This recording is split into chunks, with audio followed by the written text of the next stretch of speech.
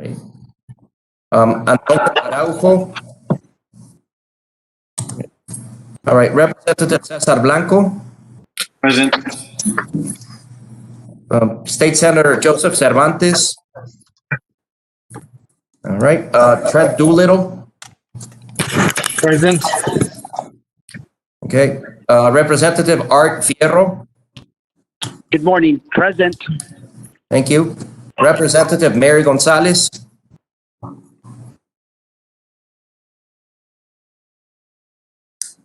I think Representative Mary Gonzalez, I think I see you there. Yes, I'm here. Oh, thank you. City Manager Tony Gonzalez. Present. Right. Yvette Hernandez.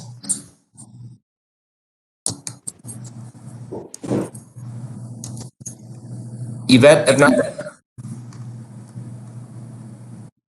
Okay. All right. Raimundo Lara.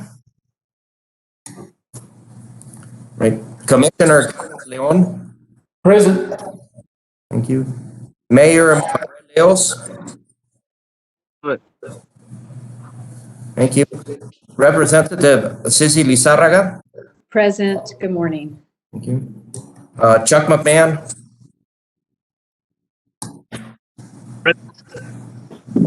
Thank you. Alderman Walter Miller. Present. State Rep Joe Moody. Here.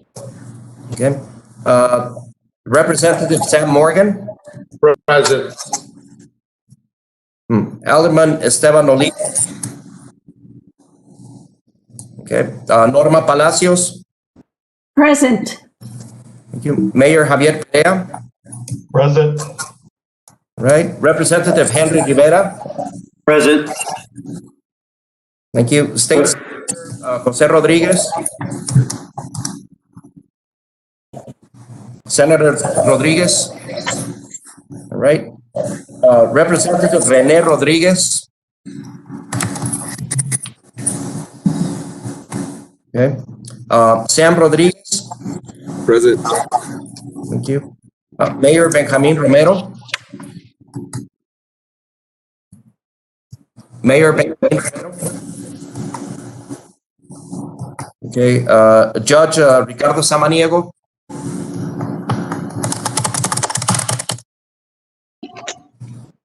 Judge Samaniego.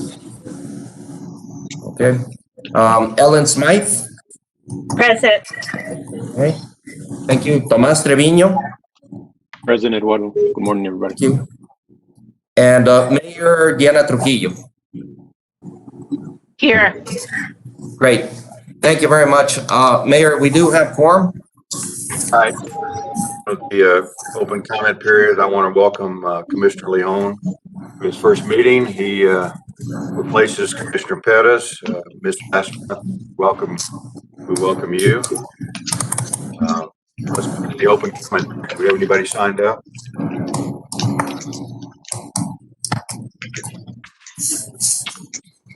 Anybody signed up to speak?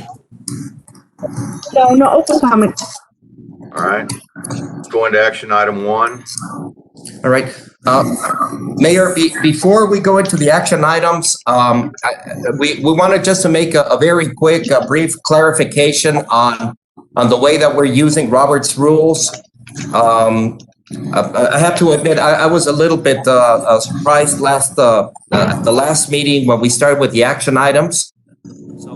So with this, let me have Sergio Estrada, our legal counsel here, to give a brief clarification on the process and how we're doing these, especially the action items.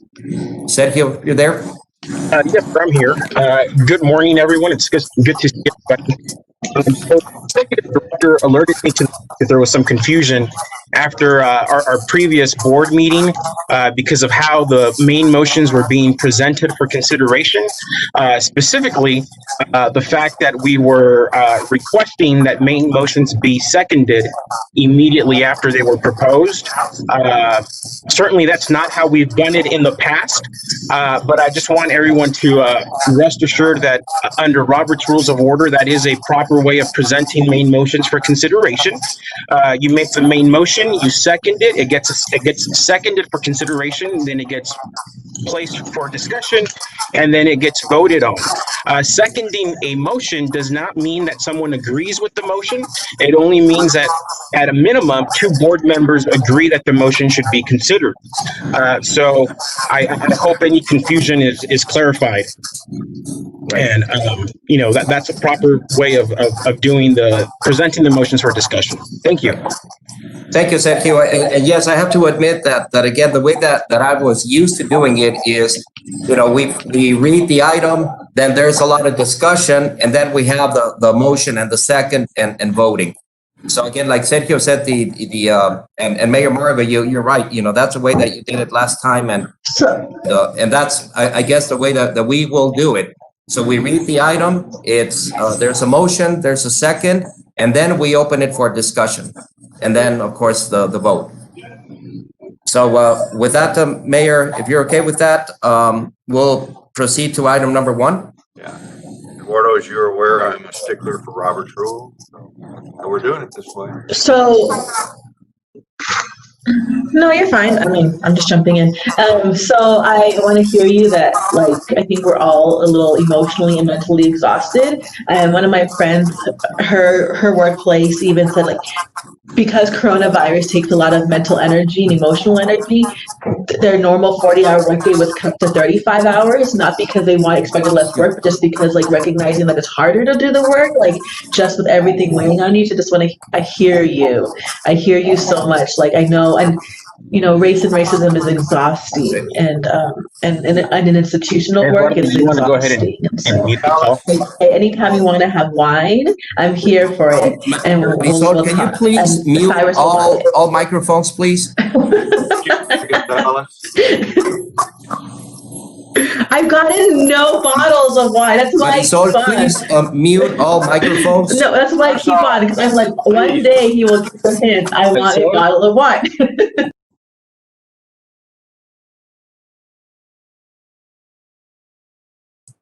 All right. Okay, everybody was muted. Let's have a motion to approve the minutes from September the 18th. Motion to approve, Rivera. Is there a second? This is Miller. I'll second it. All right, any further discussion, any changes? Let's vote. Anyone opposed, please vote. Motion carries. Item number 2. Thank you. Item number 2 is approve the schedule for Transportation Policy Board meetings for calendar year 2021. Let's have a motion to approve. Motion to approve, Rivera. Second, Lizarraga. Okay, we have a motion and a second. Any changes that need to be made? Discussion? Hearing none. Anyone opposed, please vote.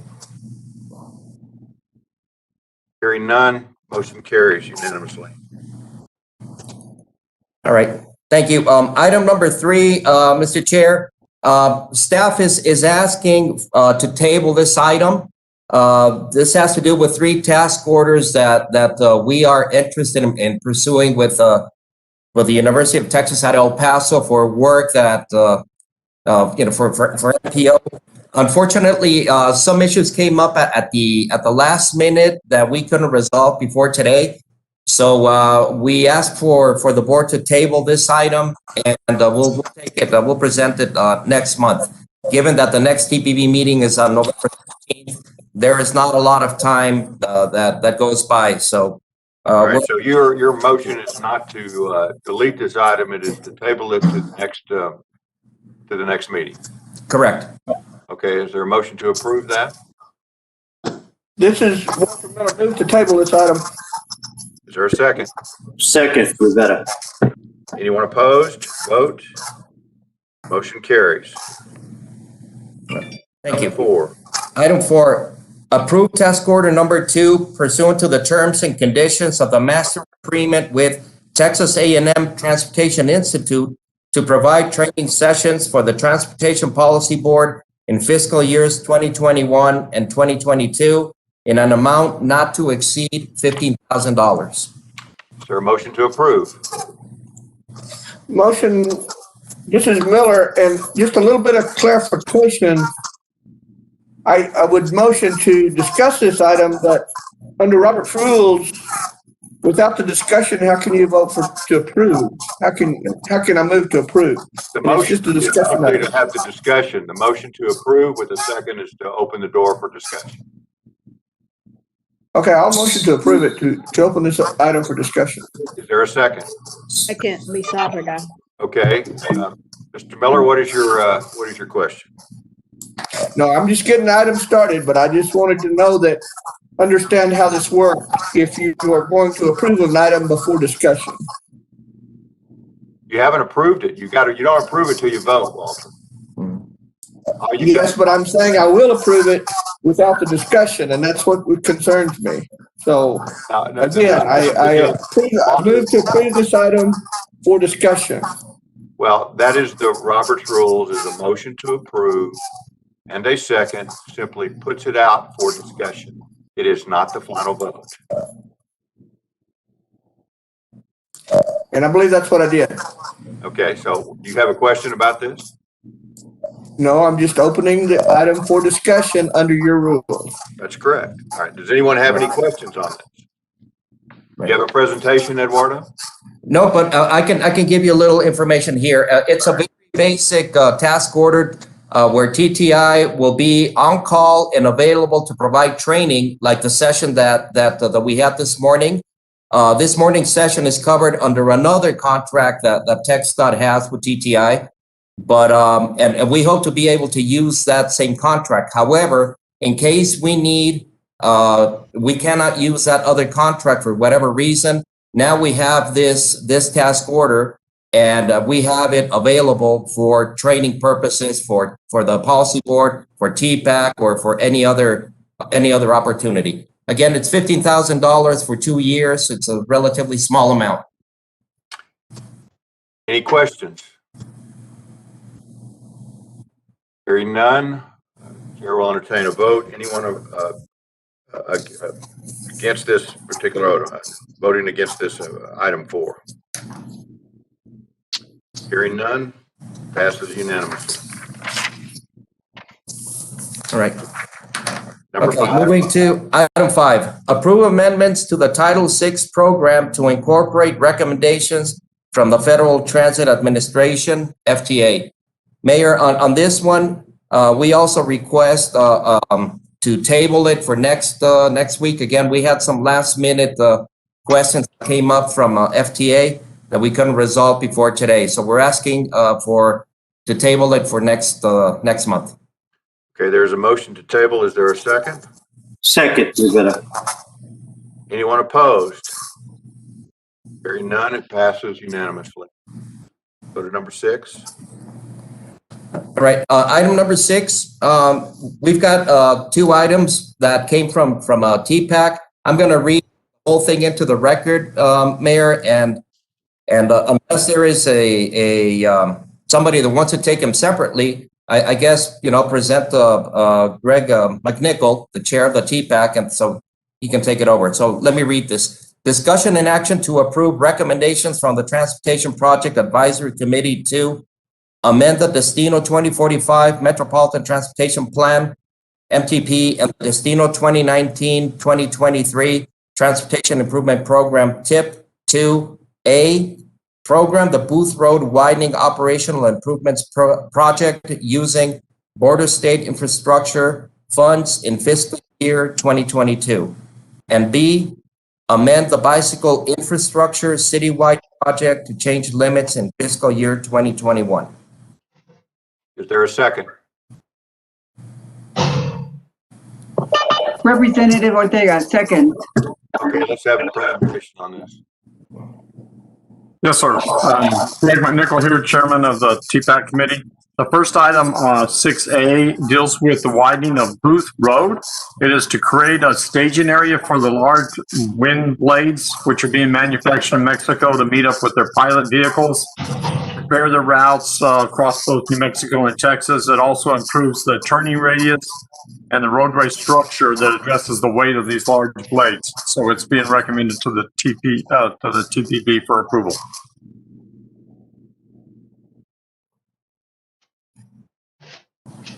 let's do B, Greg. You want me to proceed with item B also? Yeah, let's take it together. We'll go to questions afterwards. Go ahead. Okay, and the second one is amending the bicycle infrastructure citywide project. As you read through the documents that have been included in it, they are removing some sections and adding other sections, and I'm sure this is in reference to addressing the need that the city sees. Both items are recommended for your approval. All right. Has anyone signed up to speak on any of these items? Marisol? No, we don't have, No one signed up to speak. no. All right. Are there any questions from the board? All right. If no questions, we'll go to vote. Anyone opposed? Hearing none, passes unanimously. Thank you. Thank you, Mayor. So now we move on to the reports. Item 7 is a statewide transportation systems management and operations TSMO program. And we have TxDOT presenting this and their consultant team. Anybody from TxDOT that wants to present this or introduce it? Good morning. This is Sonia Perez from El Paso EPMPO.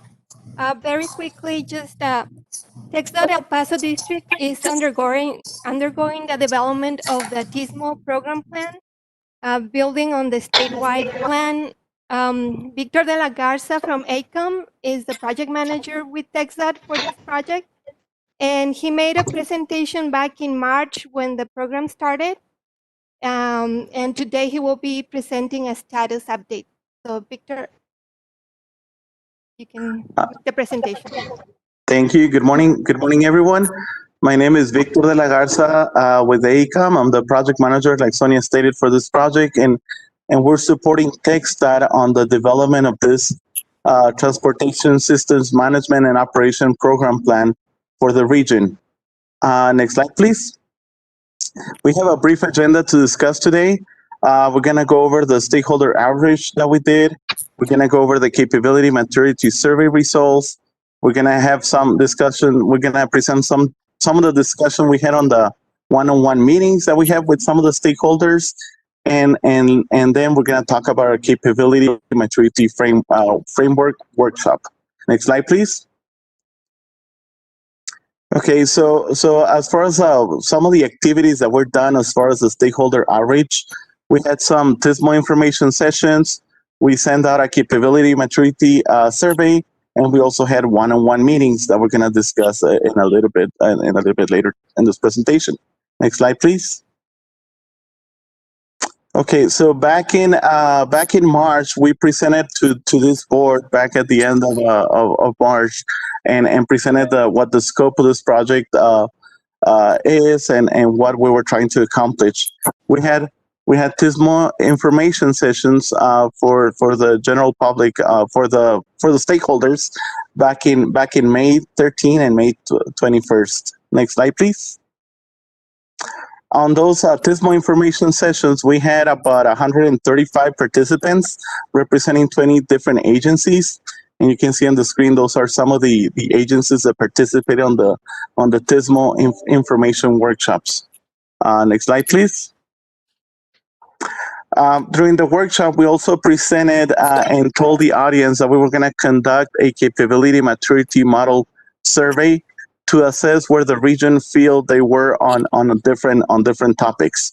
The topics that were discussed in the survey were roadway weather management, planned special events, traffic incident management, traffic signal management, and work zone management. The survey basically had 4 answers in 4 different levels. Level 1 is barely we're touching the surface of it. We're having very initial discussions.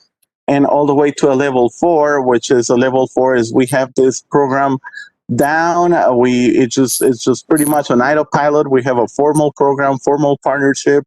We just need to fine tune it here and there. So that was the scale on the capability maturity survey. Next slide, please. So we had that survey. We ran that survey for about 2 months. And now we're going to present some of the results that came out. Well, the results that came out of that survey on the different topics. The first one that we're going to talk about today is roadway weather management. We have several participants. As you can see on the screen, there's a lot of collaboration, and it's on the culture that we need to be working on roadway weather management. We need to be aware of the impacts. We know the impacts of weather on our roadways and how those affect our roadways. So there's we're cognizant of that. The region is cognizant of that, but there's still, of course, room for improvement. As you can see on the left, on business processes and systems and technology, there's some room for improvement in regards to how we can better leverage in regards to technology that we can use, and maybe establish some business cases to deploy some of that technology. Next slide, please. In regards to planned special events, we as a region, we all get excited when special events are coming to town. So you can see that in collaboration is well getting into number 3. We're very excited. We do our best to make sure everything works flawless, and we do teams to prepare for those, and we're ready for that. But the region feels there's a little bit of lacking on any measure that what we plan when actually really well, or set up some expectations before the event happens, and then even after meeting to discuss the things that could have been better, or actually capture traffic counts or things to make sure everything works as planned. Next slide, please.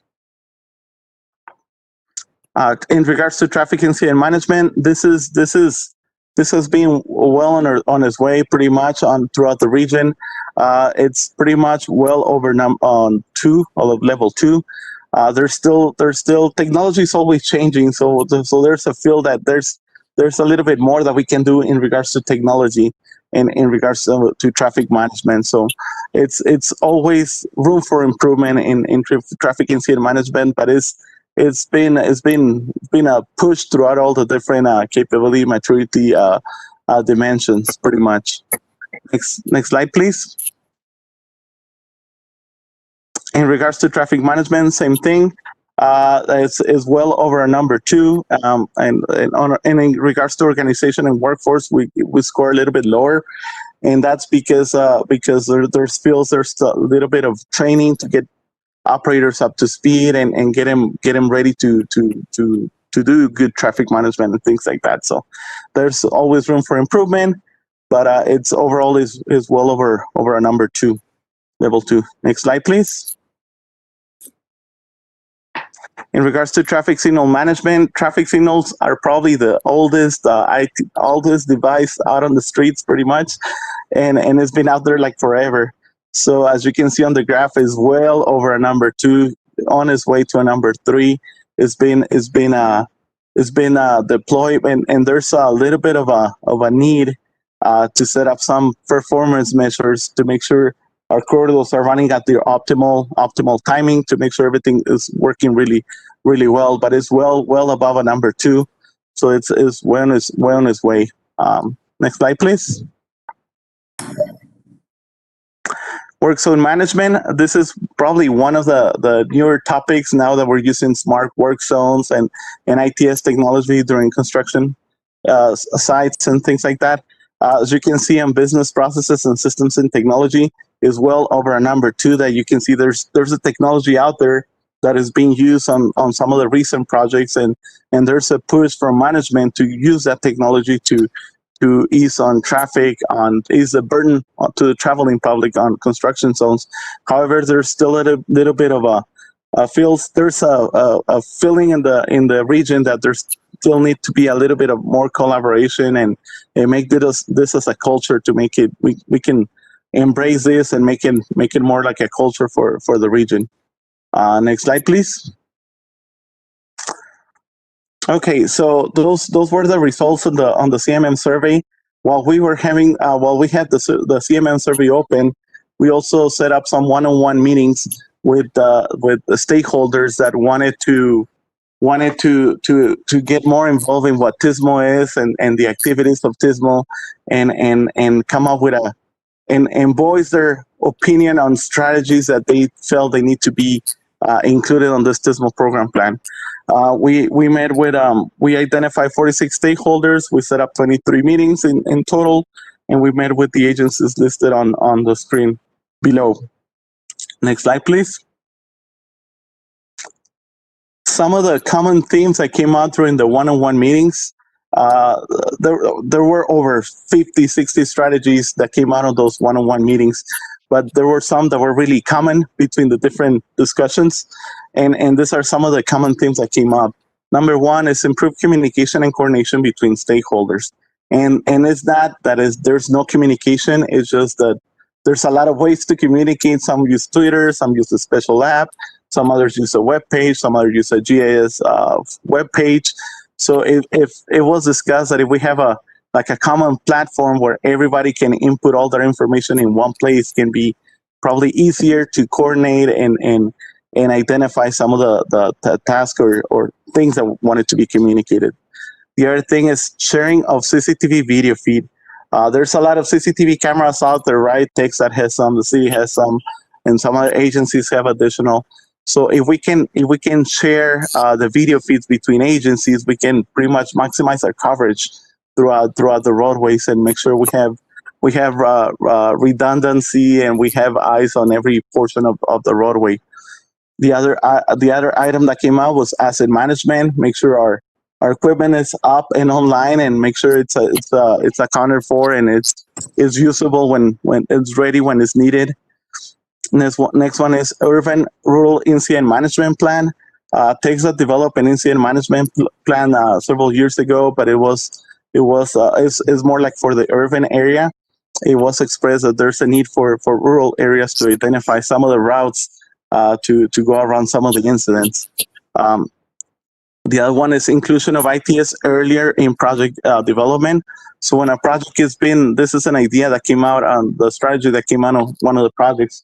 When an idea of a roadway project first starts, we need to start thinking about how we're gonna operate that roadway. What's gonna happen if there's an incident? When are we gonna detour traffic? How we're gonna detour traffic?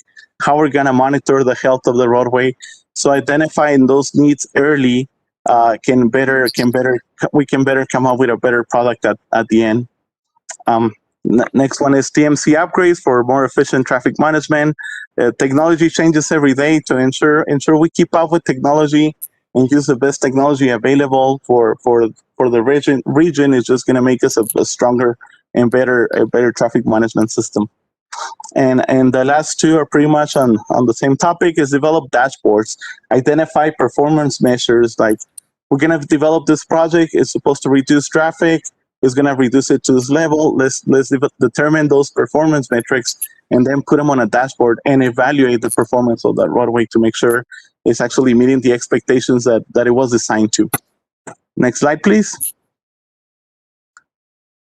Okay, so the next step after we have the CMM survey and we had the one-on-one discussions, we set up a capability maturity framework workshop. This is going to be a series of 3 workshops. We had our first one this past Wednesday, and it was related to traffic management. And on the next 2 are going to be this coming Tuesday about roadway weather management. And the last one, which is going to be the following Tuesday, is going to be in regards to work zone management. These topics were picked based on the scores that we got from the CMM survey. And those were the areas where the region feels they need to be more focused, so we can go to the next level and be more efficient in regards to our strategies. Next slide, please. And with that, I'll take any questions that you may have.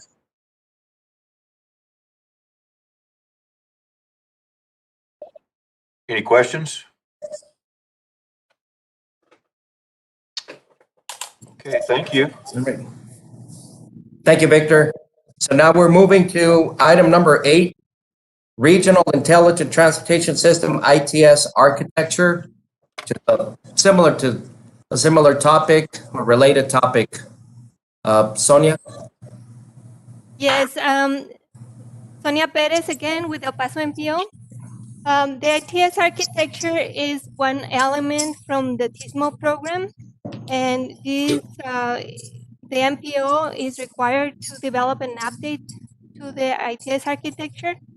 Um, Currently, MPO, in coordination with TxDOT, is developing this update while we're all in the final stages. And again, ACOM is a consultant developing the update, and Dan Nelson will be making this presentation. Dan, you can take it from here. Yes, thank you, Sonia. Just a audio check. Can you hear me on your end? Yes, we can. Excellent. All right. Well, thank you. Thanks, Sonia, and good morning. Thank you very much for the opportunity to allow us to report to the board here on the progress of the project. My name again is Dan Nelson. I'm with AECOM. We've been assisting TxDOT and El Paso MPO with updating the ITS architecture for the region. This project was kicked off in January, and we previously provided a brief overview of it to the board back in March. And so today here, I'll provide an update on the project status and report and on the results and key findings. So next slide. We, before actually getting into the project status and results, I'd like to introduce two items here that are essential to the project. Number one is intelligent transportation systems, or what is ITS, and two, what an ITS architecture is. So first off, on what is ITS technologies that are used in transportation to save time, lives, and money are considered ITS. Examples of ITS include traffic cameras that help traffic operations staff to monitor traffic conditions.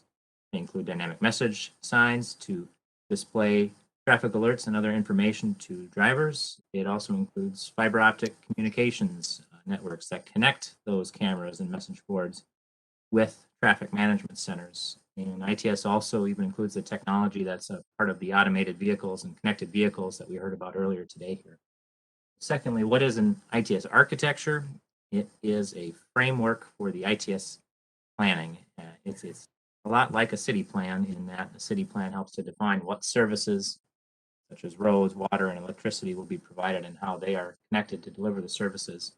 An ITS architecture here does the same thing, but it focuses on the ITS technology and services. So one of the benefits of ITS is to allow agencies to collect an abundant amount of data and use that data to perform analysis for planning, project development, design, operations, and management of the ITS systems. The data collected through that ITS is also used to support data sharing among multiple agencies and for interagency coordination and collaboration. An ITS architecture here is like a tool to help a region plan for an integrated ITS to facilitate strategic and systematic deployment of ITS over time and to support data and resource sharing among regional agencies. Next slide, please. The previous ITS architecture for the region was developed back in 2003, and it was in dire need of an update here. And so over the past 17 years, a tremendous amount of advancements in ITS have occurred in that time in the region, as well as nationally and globally. So the goals of updating the regional ITS architecture for the region here are to reflect the current state of ITS deployment and planning in the region, and also to bring the architecture current and to be consistent with the national ITS reference architecture as defined by the U.S. Department of Transportation, so that the region here is eligible for federal funding ITS projects. Also to establish a platform to coordinate with recent and ongoing transportation studies and plans, and to support the region with structured and strategic ITS implementation. Also to identify opportunities and facilitate the implementation of ITS system integration, interagency coordination, and data sharing. And lastly, to support the enhancement and expansion of ITS systems and to prepare the region for emerging technologies such as connected vehicles, automated vehicles, and smart city technology as well. Next slide, please.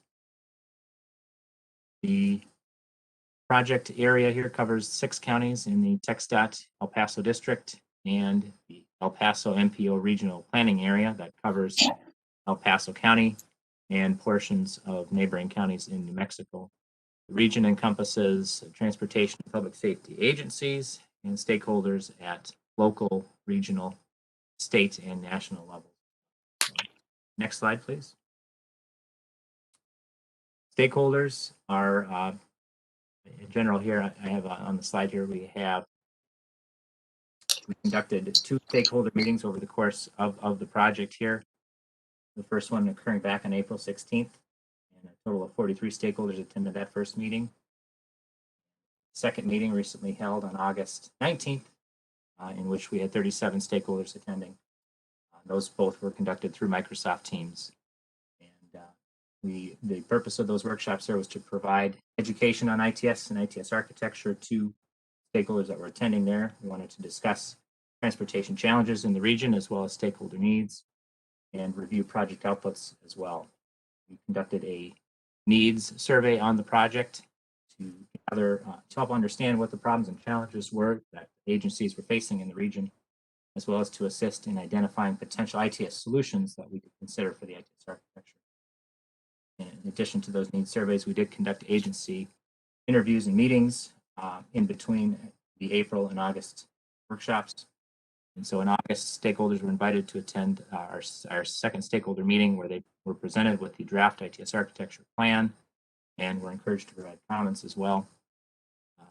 An ITS steering committee was also established to provide leadership and guidance for the project.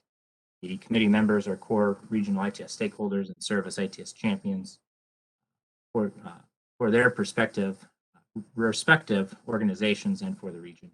They also play a crucial role as liaisons to stakeholders and to encourage participation in the project. So next slide, please. What we have here are a listing of the top 20 ITS needs that were identified through that survey. And in general here, as a planning tool, what we want to provide is a framework and a roadmap for ITS deployment. It's important for the architecture to not only include what the current ITS systems are in the region, but also lay out a plan to advance ITS to address the needs that we gathered from stakeholders. And so the results of the stakeholder needs survey and interviews provided the basis for understanding the transportation problems and needs and helped us to identify the ITS solutions to address them. And upon analyzing all the survey responses we gathered, ITS needs for the region were identified and prioritized. Top 20 needs here are shown on the slide cover multiple areas that ITS technologies help to address, including enhancing traffic management and improving infrastructure to support communications, providing information to travelers, enhancing management of traffic incidents and emergency situations, better data collection and management, improving roadway maintenance and construction operations, reducing vehicle crashes involving pedestrians and cyclists, and improving information sharing between agencies, and lastly, modernizing existing ITS equipment. Next slide, please. Using the results from the needs analysis, a total of 56 ITS projects and strategies were identified and recommended for the region. Over 40% of the ITS projects recommended focus on improving agencies' capabilities of monitoring and managing traffic on roadways to reduce congestion and delays, as well as improving safety and security of the traveling public and the roadway system. Other notable areas of focus include ITS technology for public transportation, improving and expanding communications infrastructure, enhancing traffic incident detection and management, and better situational awareness on road surface and weather conditions. The listing of projects will be a resource for stakeholders in the region for identifying ITS projects to take on and to support making informed decisions on ITS investments. Next slide, please. Those projects I discussed there were further analyzed to identify their priorities with respect to the needs of the region and their importance from a regional perspective. This analysis took into account factors including the relationship between the current ITS systems and capabilities, how the recommended projects may impact or build upon what is currently there, how those projects may interrelate to each other, and what the logical steps are to implement one prior to another, what ITS needs can be addressed, the costs associated with those projects, including capital costs and costs associated with ongoing operations and maintenance. We also looked at the maturity of agency capabilities and of the technology to assess project readiness here. And the projects were grouped into 3 levels of implementation listed at the bottom of the slide there. The short term for the next 5 years, medium term for years between 2026 and 2030, and long term there beyond 2030. Next slide, please. And the recommended short-term projects that we have focus on low-cost projects, such as continuing to build and expand and enhance current ITS systems. These include enhancing technology for traffic signals, expanding the deployment of traffic cameras and dynamic message boards in the region. We also recommended the region to start looking into emerging technology applications, especially related to connected vehicle technology, and starting to do pilot projects on technology applications that can address some of the high priority needs. The medium-term projects focus on integrating recommendations from the Text.Tismo program and from that program plan, as well as addressing traveler safety concerns on key corridors. Recommended safety improvements include installing curb warning systems, pedestrian and cyclist warning systems, variable speed limit signs, and others. New technology applications can also be introduced based on the results and experience from the pilot projects in the region, in other parts of Texas or in other states. And for the long-term, projects will focus on continuing to build upon the successes from short and medium-term projects and gradually introducing new technologies over time, especially connected and automated vehicle technology that we heard about earlier for the region. So, next slide, please.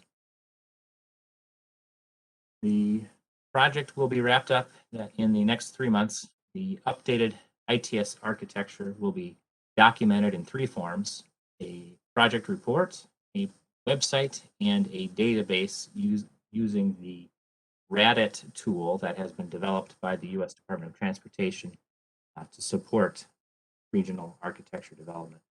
The report will provide a summary of the architecture and describe how stakeholders can use the architecture for planning and developing ITS projects. It also provides a list of potential funding sources for ITS. The report also recommends a process for maintaining the architecture to ensure that it stays current as well. The architecture website documents the details of the architecture and provides accessibility to all stakeholders to obtain the information for project planning, analysis, and development. The website will be hosted by the El Paso MPO and will be accessible from the MPO website. We expect that website to be ready for use before the end of the calendar year. We have it available temporarily right now to project stakeholders on a temporary website, but will reside on the El Paso MPO website. Next slide, please. And with that, I'd like to take the opportunity to recognize 2 individuals who provided tremendous leadership here to the project. Sonia Perez, especially of the El Paso MPO, who has been our main contact person for this project, as well as Thelma Ramirez of TxDOT, who is the project manager for the effort. And other individuals I'd like to acknowledge, Ming-Shun Lee, who is also a key project manager from AECOM side, has helped tremendously here as well in supporting us to update the architecture, as well as Victor De La Garza from AECOM as well, who we heard from earlier. So, thanks again for the opportunity to present here, and I'll be happy to answer any questions you may have. Thank you. Are there any questions? Mr. Chair, this is Trent Doolittle with the New Mexico DOT. I do have a quick question for Dan. Yes. So I did get an invite to that meeting, and unfortunately I had a conflict. I just want to make sure that New Mexico DOT is being represented. So if we're not, please let me know, and I'll ensure that staff is participating in your meetings. Excellent. We have had New Mexico DOT has been represented at some past project meetings. I'm trying to remember the name of the individual. Okay, I just wanted to make sure that we were participating. Thank you. Yep. Thank you, Mr. Chair. Any other questions? Okay, thank you. We'll move on to number 9. All right. Item number 9 is a Regional Mobility Strategy RMS 2020 Project Development Update. So, Mr. Chair, board members, this is the monthly update on all the projects that are part of the RMS 2020 program. It's in your backup information. Again, projects are moving forward. The one thing that I'd like to note is that late yesterday we got some very good news.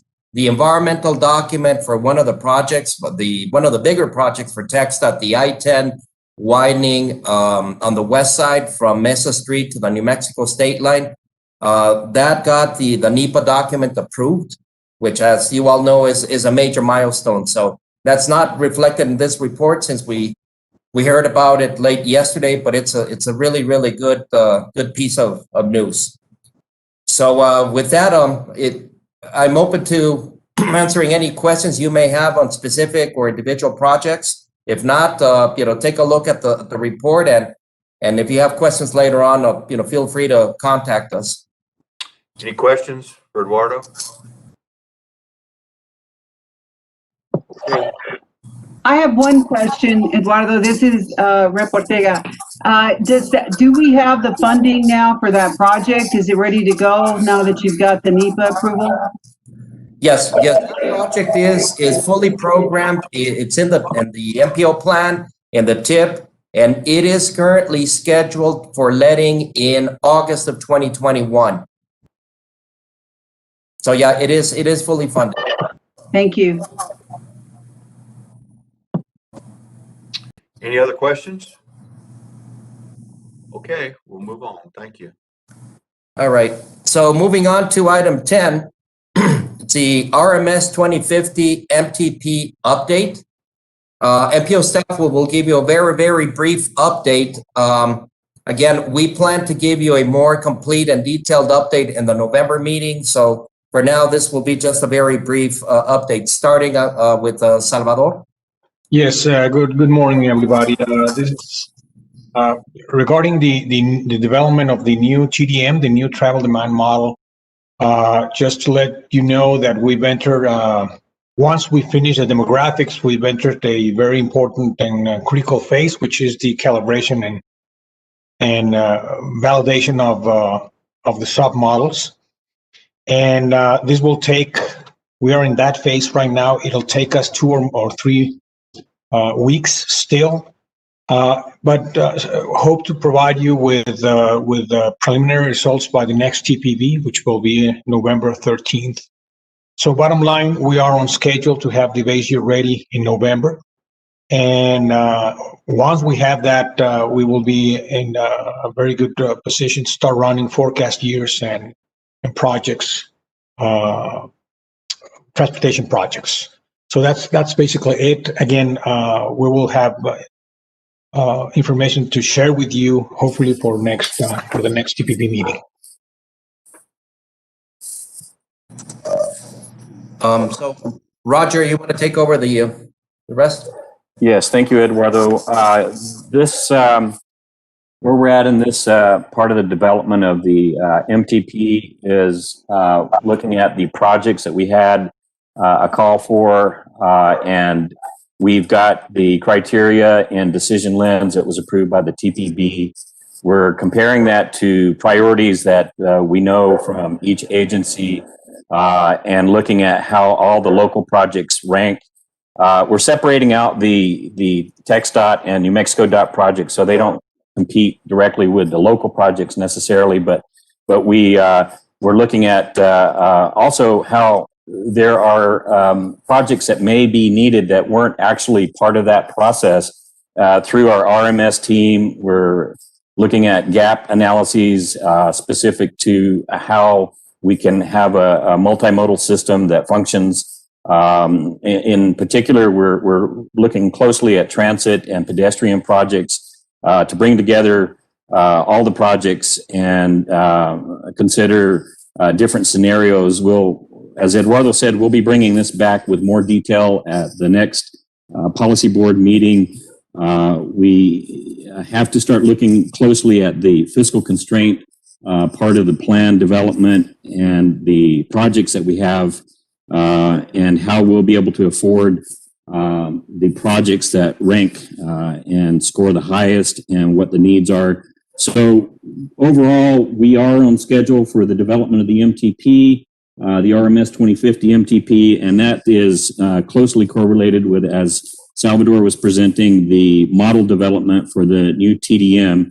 We're coming up on critical path point here very soon with model validation, and once we get the model validation, we'll be going to the next stage of looking at the runs for the forecasts for the actual projects that will make it into the MTP. So we're getting to those critical path points, and we'll be coming back to keep the TPB up to date. And we expect to have more details for you at the next policy board meeting. And I'll be happy to answer any questions anybody might have. Eduardo, I have a question. Yes. So the RMS 2050. So are we able to put more projects, or it's already closed and whatever we have left, it's gotta wait for another plan?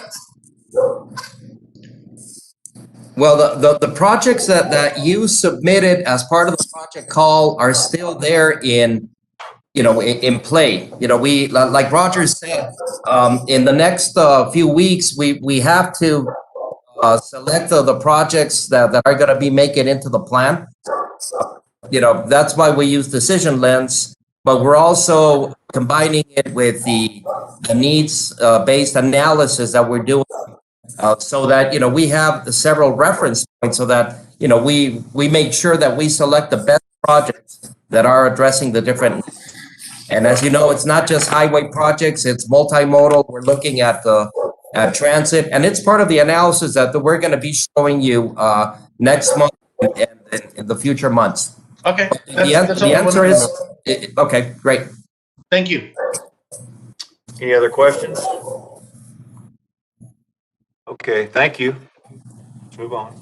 Your report, Eduardo. Thank you. So number 11, Executive Director's Report. Mr. Chair, board members, I have three items that I wanted to present. The first one is just a brief update. We had the Border Trade Advisory Committee meeting yesterday. And again, the main topic for that is the Border Master Plan. So as mentioned before, it's a big undertaking.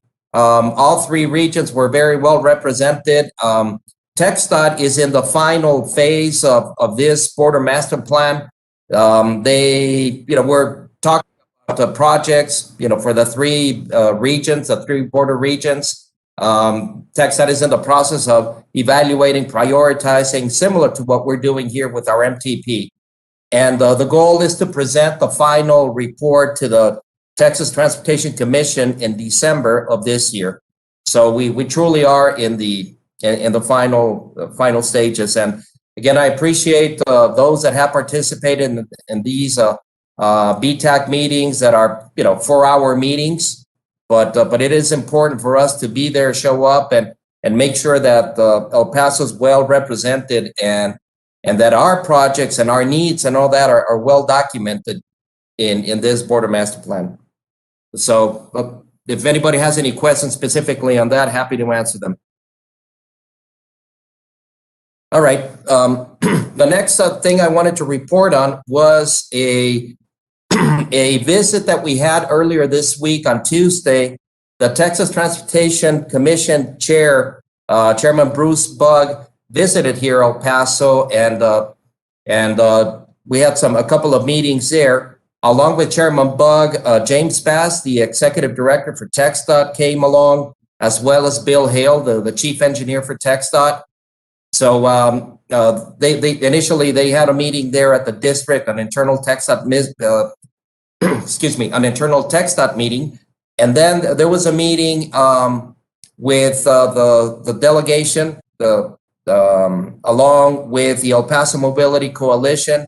I was there representing the MPO staff and the city of El Paso, and it was in my opinion, it was a very, very good meeting.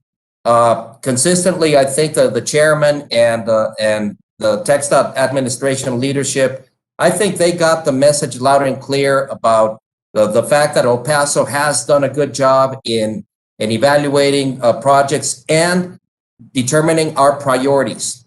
So it's all about priorities. Make sure that these are well communicated, and I think we did a pretty good job.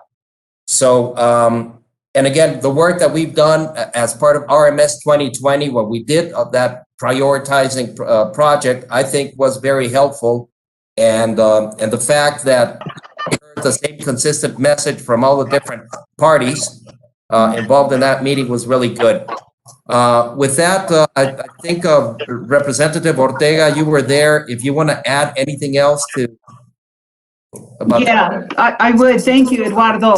I think that it was very significant that the chairman came to El Paso. We had been asking that he come to visit us since the beginning of the year.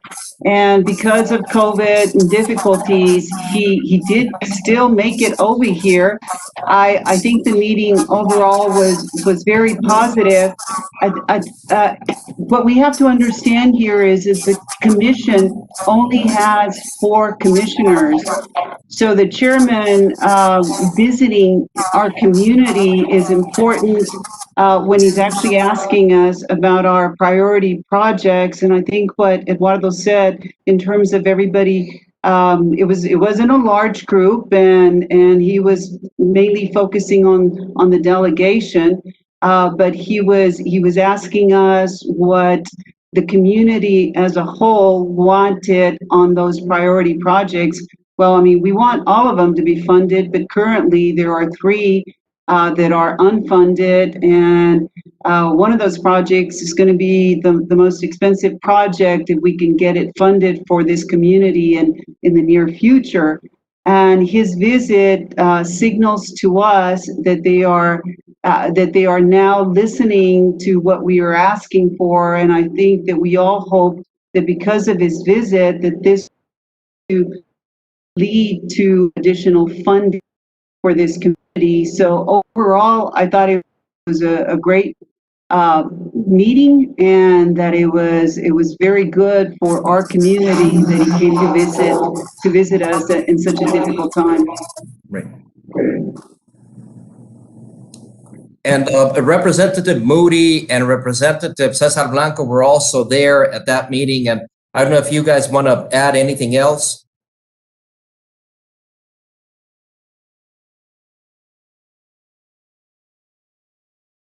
All right. Okay.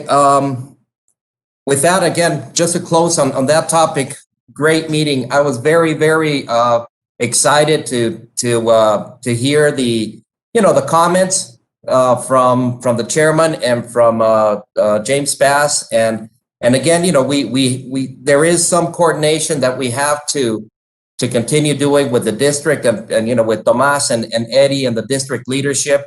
I think they also saw that everybody's working very, very well here locally, coordinating and with this message, and there's a lot of work that we need to do to get our priority projects funded. Not to say that it's easy, but I think we're on the right track, and that's something that I really want to express how much I appreciate the policy board here of the MPO working together, because that's a necessary step. It's not the only thing, obviously, but without having consensus and without having the RMS 2020 as something to show for as far as in terms of identifying our priorities. So really wanted to express my appreciation to you all for helping us do that. All right, and the final topic that I wanted to talk to you about is many of you probably know that Roger Williams is going to retire from the MPO. His last day is actually November the 9th. So this is his last TPB meeting. When he presented the RMS 2050 report, he said that we're going to be presenting to you all. Well, Roger, unfortunately, is not going to be there because hopefully he'll be watching the November meeting, but it'll be in his pajamas and the bunny slippers and drinking coffee. But anyway, so with that, we really wanted to express our gratitude to Roger. We wanted to present this plaque to him in person, but of course we can't do it. It's going to be waiting for him here in the office when he chooses to come here. But we wanted to present it and recognize his career. 19 years with the MPO in the city, 1 year with TxDOT, so 20 complete full years, and we really wanted to let him know how much we appreciate, how much we're going to miss him. And Roger, from my end, personally, I really want to thank you and appreciate everything that you've done for the MPO, and believe me, we're going to miss you, man. Wow. Thank you. Thank you, Eduardo. Thank you so much. I'd really just like to say it's been an honor and a pleasure. It truly has, to have worked with all of you. I will be keeping in touch, and I'll be watching and seeing how things develop. But my time has come, so thank you all. I really do appreciate it. I've enjoyed my time with the MPO. Roger, this is Rep Ortega. I also want to personally thank you for your lengthy time of service with the MPO. I know that within the last couple of years, we have really moved forward together as a team, and your assistance has been invaluable. So thank you, and I know that everybody else on this board appreciates everything that you've done. And this award or plaque is certainly well deserved, and we wish you the best in your retirement. Thank you for your service. Thank you very much. I appreciate it. Hey, Roger. Enjoy life. Enjoy life. Representative Blanco. You've really been an anchor in our MPO throughout the years as we've gone through many transitions, and we admire your dedication to your colleagues and to this MPO. And this is an MPO with few employees, but with a vision of service, and that would transform us into a global competitor in trade through transportation. And Roger, you've really been a major player in the growth and the prosperity of our region. It's people like you who come into work every single day with dedication to keep improving our region. And it's impossible to measure what Roger has meant to this MPO, really, in our region throughout all these years. I know I speak for everyone when I say that it's a bittersweet moment, saying goodbye to a coworker who has been meant so much to this MPO, but we're all happy that you will have time to kick back and to relax and do whatever it is that you like to do. And but Roger, you're going to be missed. We wish you all the best. Congratulations, and thank you for your public service. Thank you, Representative Blanco. Thank you so much. Yeah, Roger, on behalf of the TPAC, I too, Greg McNichol, the chairman, wanted to thank you for the service to the TPAC.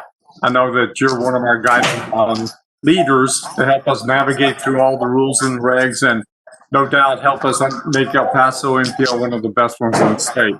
On a personal note, I want to thank you too, because I think I started attending these meetings about the same time shortly after you got there. And so thank you for helping me navigate through all of the rules and all the acronyms. They were a lot to learn when I first got there. So thank you very much, Roger. You bet. It's been my pleasure. Thank you, Greg. Roger, this is Walter. We've been together a long time on the board, and you're laughing. We've been through quite some wars together. But first of all, congratulations on your retirement. I'm glad you got there. Your understanding of the chaos that they call transportation funding is remarkable, and you're certainly going to be missed. Thank you for your service on this.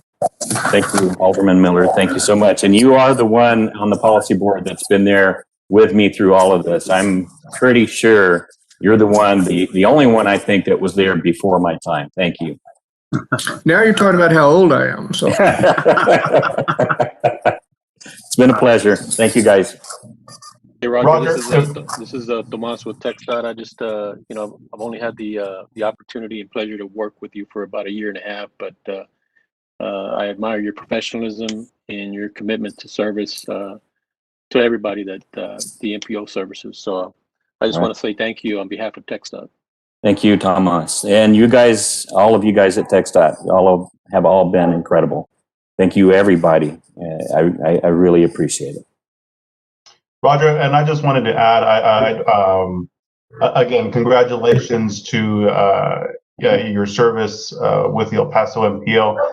But most importantly, I want to thank you so much for helping me during my chairmanship with the El Paso MPO during that state of transition, and for having the ability to translate the El Paso MPO to layman's terms is something that I can manage myself. With the density that works in here, it's sometimes difficult to understand the processes, and being able to work with you through that process really made it a lot easier for me to accomplish what I had to accomplish. So thank you very much for your help in that, and I wish you the best in your retirement here.